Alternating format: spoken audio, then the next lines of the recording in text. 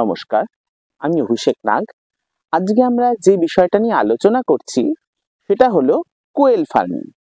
আমরা কোয়েলের ফার্মিং, কোয়েল পাখিটা সবার জন্য একটু আনকমন, এবং যারা মোটামুটি গ্রামের দিকে আছেন বা ছিলেন এক সময় ছোটবেলায়, তারা একটি পাখি গ্রামাঞ্চলে মাঠে চড়তে খুব দেখা যেত। আমরা লোকালি তাকে মাঠ চড়াই বলে চিনতাম। কোথাও গুড়গুড়ি পাখি, কোথাও মাঠ চড়াই, বিভিন্ন নামে এরা পরিচিত ছিল বিভিন্ন জায়গায়।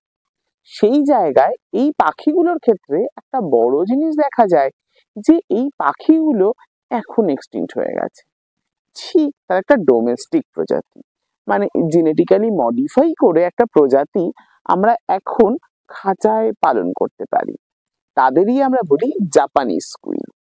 এবং এই পাখিটাই গ্রামের যে আমাদের মাঠের বন্য প্রজাতির কুইল তার থেকে একটু আলাদা।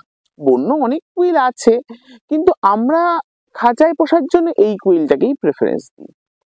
হঠাৎ করে হাঁস, মুরগি, এত রকম পাখি ছেড়ে হঠাৎ করে কোয়েল ফার্মিং কেন? কোয়েলের বেশ অনেকগুলো উপকারী দিক আছে।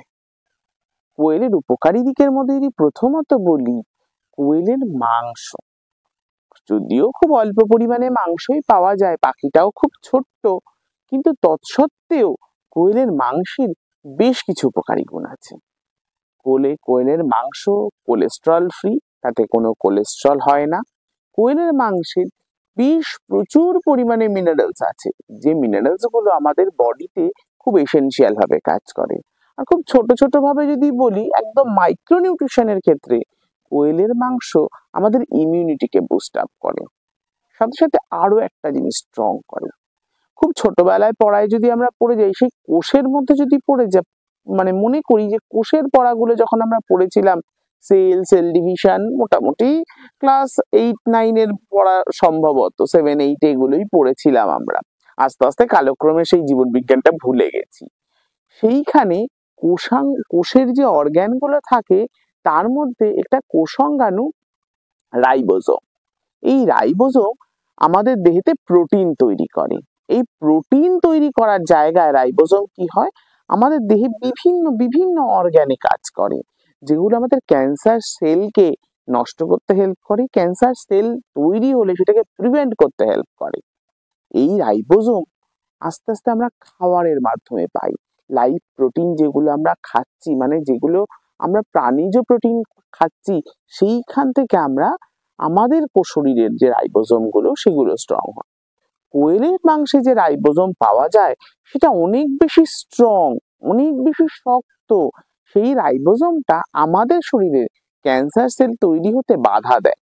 সেই জন্য আজকের দিনে ভয়ঙ্কর মারণ ব্যাধিকে ঠেকাতে কোয়েলের মাংসের প্রায় জুড়ি নেই। হতে পারে অল্প ছোট্ট অল্প একটুখানি পাখি, এই পাখিটার মাংসের নিউট্রিশন গুণ ভালো। এদের বডিতে যে মিট টেক্সচারটা আমরা পাই, যে ফাইবারটা পাই, সেটা প্রচুর পরিমাণে আয়রন থাকে। ওই জন্য কোয়েলের মাংসটা রান্নার পর একটু লালচে ভাব হয়ে যায়। এই হাই আয়রন আমাদের বডিতে প্রচুর পরিমাণে আয়রন ডেফিসিয়েন্সি কমায়, মিনারেলস অ্যাবজর্বের ক্ষমতা বাড়ায়।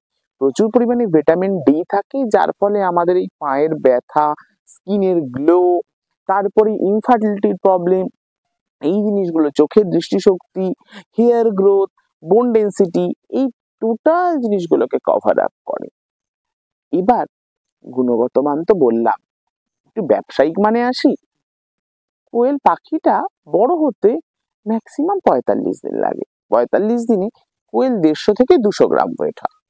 এই 150 থেকে 200 গ্রাম ওয়েট হয়ে গেলে কোয়েলের তার একটা বাজার মূল্য পাওয়া যায়, একটা ভালো মূল্যে সেটাকে বিক্রি হয়।